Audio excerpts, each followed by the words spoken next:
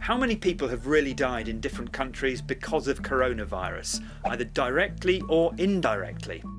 It's really hard to be exact, but one of the best measures to use is what's known as excess deaths. That means the number of deaths above what we might expect to see in normal circumstances. To work it out, you take the number of people who've died from any cause in a given period of time, a week or a month say. You can then compare that with the average number of deaths that occurred in the same period, usually over the previous 5 years. As an example, we're going to look at 3 countries with high numbers of coronavirus deaths in Europe.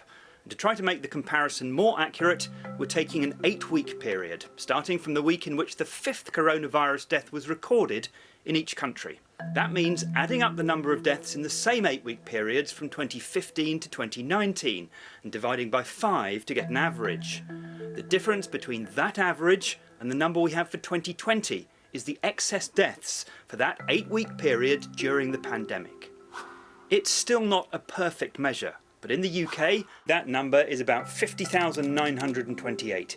In Italy it's 40,820, and in France it's 27,522. And if you turn those numbers into percentages, you know that in that period the UK had 54% more deaths than normal, Italy 43% more, and France 29% more. The advantage of these numbers is that they take a lot of other variables which make comparisons between different countries really difficult out of the equation.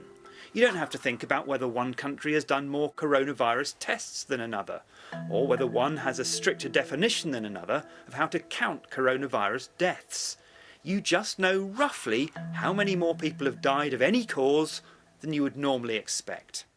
There are still other factors to take into account. If you're comparing different countries, as well as asking if they reached the peak of the outbreak at different times, you need to know if one has an older population than another, or if having had so many excess deaths early in the year, they will now have far fewer next winter. So statisticians are never entirely satisfied, but measuring excess deaths gives you a pretty good idea of what's been going on.